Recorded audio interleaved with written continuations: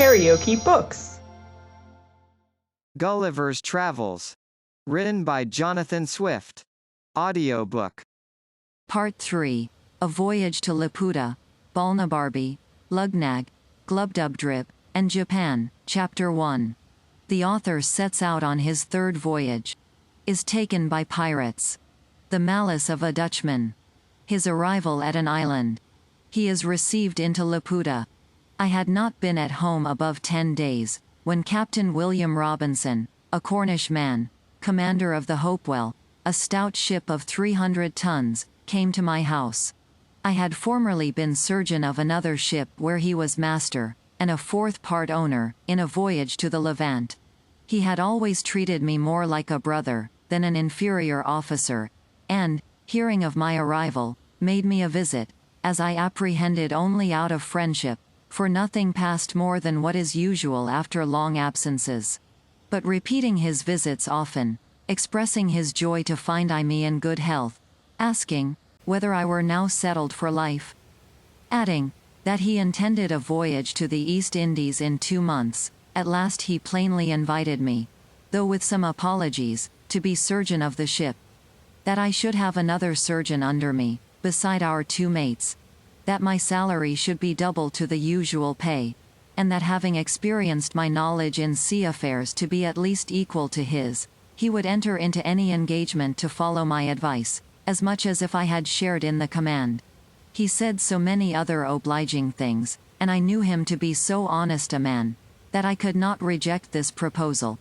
The thirst I had of seeing the world, notwithstanding my past misfortunes, continuing as violent as ever. The only difficulty that remained, was to persuade my wife, whose consent however I at last obtained, by the prospect of advantage she proposed to her children. We set out the 5th day of August, 1706, and arrived at Fort St. George the 11th of April, 1707. We stayed there 3 weeks to refresh our crew, many of whom were sick. From thence we went to Tonquin, where the captain resolved to continue some time, because many of the goods he intended to buy were not ready, nor could he expect to be dispatched in several months. Therefore, in hopes to defray some of the charges he must be at, he bought a sloop, loaded it with several sorts of goods, wherewith the Tonquinese usually trade to the neighboring islands, and putting 14 men on board, whereof 3 were of the country, he appointed me master of the sloop, and gave me power to traffic, while he transacted his affairs at Tonquin. We had not sailed above 3 days, when a great storm arising, we were driven 5 days to the north-northeast, and then to the east. After which we had fair weather, but still with a pretty strong gale from the west. Upon the 10th day we were chased by 2 pirates, who soon overtook us, for my sloop was so deep laden, that she sailed very slow, neither were we in a condition to defend ourselves. We were boarded about the same time by both the pirates, who entered furiously at the head of their men, but finding us all prostrate upon our faces, for so I gave order, they pinioned us with strong ropes, and setting guard upon us, went to search the sloop. I observed among them a Dutchman, who seemed to be of some authority, though he was not commander of either ship. He knew us by our countenances to be Englishmen, and jabbering to us in his own language, swore we should be tied back to back and thrown into the sea. I spoke in Dutch tolerably well. I told him who we were, and begged him, in consideration of our being Christians and Protestants, of neighboring countries in strict alliance, that he would move the captains to take some pity on us. This inflamed his rage. He repeated his threatenings, and turning to his companions, spoke with great vehemence in the Japanese language, as I suppose, often using the word Christianos. The largest of the 2 pirate ships was commanded by a Japanese captain, who spoke a little Dutch, but very imperfectly. He came up to me, and after several questions, which I answered in great humility, he said, we should not die. I made the captain a very low bow, and then, turning to the Dutchman, said, I was sorry to find more mercy in a heathen, than in a brother Christian. But I had soon reason to repent those foolish words. For that malicious reprobate, Having often endeavored in vain to persuade both the captains that I might be thrown into the sea, which they would not yield to, after the promise made me that I should not die, however, prevailed so far, as to have a punishment inflicted on me, worse, in all human appearance, than death itself. My men were sent by an equal division into both the pirate ships, and my sloop new manned. As to myself, it was determined that I should be set adrift in a small canoe, with paddles and a sail, and 4 days' provisions. Which last, the Japanese captain was so kind to double out of his own stores, and would permit no man to search me. I got down into the canoe, while the Dutchman, standing upon the deck, loaded me with all the curses and injurious terms his language could afford. About an hour before we saw the pirates I had taken an observation, and found we were in the latitude of 46 N. and longitude of 183. When I was at some distance from the pirates, I discovered, by my pocket glass, several islands to the southeast. I set up my sail, the wind being fair, with a design to reach the nearest of those islands, which I made a shift to do, in about 3 hours. It was all rocky. However, I got many birds' eggs, and, striking fire, I kindled some heath and dry seaweed, by which I roasted my eggs. I ate no other supper, being resolved to spare my provisions as much as I could. I passed the night under the shelter of a rock, strewing some heath under me, and slept pretty well. The next day I sailed to another island, and thence to a third and fourth, sometimes using my sail, and sometimes my paddles. But, not to trouble the reader with a particular account of my distresses, let it suffice, that on the 5th day I arrived at the last island in my sight, which lay south-southeast to the former. This island was at a greater distance than I expected, and I did not reach it in less than 5 hours. I encompassed it almost round, before I could find a convenient place to land in, which was a small creek, about 3 times the wideness of my canoe. I found the island to be all rocky, only a little intermingled with tufts of grass, and sweet-smelling herbs. I took out my small provisions, and after having refreshed myself, I secured the remainder in a cave, whereof there were great numbers.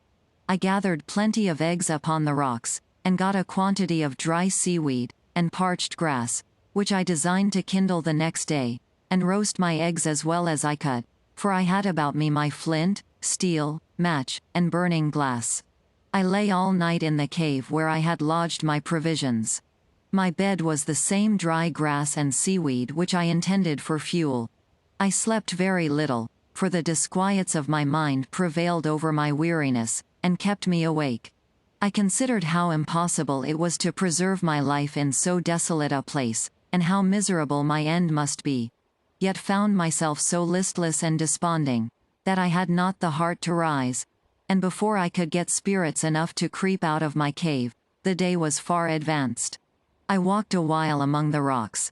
The sky was perfectly clear, and the sun so hot, that I was forced to turn my face from it, when all on a sudden it became obscure, as I thought, in a manner very different from what happens by the interposition of a cloud. I turned back, and perceived a vast opaque body between me and the sun moving forwards towards the island. It seemed to be about 2 miles high, and hid the sun 6 or 7 minutes, but I did not observe the air to be much colder, or the sky more darkened, than if I had stood under the shade of a mountain. As it approached nearer over the place where I was, it appeared to be a firm substance, the bottom flat, smooth, and shining very bright, from the reflection of the sea below. I stood upon a height about 200 yards from the shore, and saw this vast body descending almost to a parallel with me, at less than an English mile distance. I took out my pocket perspective, and could plainly discover numbers of people moving up and down the sides of it, which appeared to be sloping, but what those people were doing I was not able to distinguish. The natural love of life gave me some inward motion of joy, and I was ready to entertain a hope that this adventure might, some way or other, help to deliver me from the desolate place and condition I was in. But at the same time the reader can hardly conceive my astonishment, to behold an island in the air, inhabited by men, who were able, as it should seem, to raise or sink, or put it into progressive motion, as they pleased. But not being at that time in a disposition to philosophize upon this phenomenon, I rather chose to observe what course the island would take, because it seemed for a while to stand still. Yet soon after, it advanced nearer, and I could see the sides of it encompassed with several gradations of galleries, and stairs, at certain intervals, to descend from one to the other. In the lowest gallery, I beheld some people fishing with long angling rods, and others looking on. I waved my cap, for my hat was long since worn out, and my handkerchief toward the island, and upon its nearer approach, I called and shouted with the utmost strength of my voice, and then looking circumspectly, I beheld a crowd gather to that side which was most in my view. I found by their pointing towards me and to each other, that they plainly discovered me, although they made no return to my shouting. But I could see 4 or 5 men running in great haste, up the stairs, to the top of the island, who then disappeared. I happened rightly to conjecture, that these were sent for orders to some person in authority upon this occasion. The number of people increased, and, in less than half all hour, the island was moved and raised in such a manner, that the lowest gallery appeared in a parallel of less than 100 yards distance from the height where I stood. I then put myself in the most supplicating posture, and spoke in the humblest accent, but received no answer. Those who stood nearest over against me seemed to be persons of distinction, as I supposed by their habit. They conferred earnestly with each other, looking often upon me.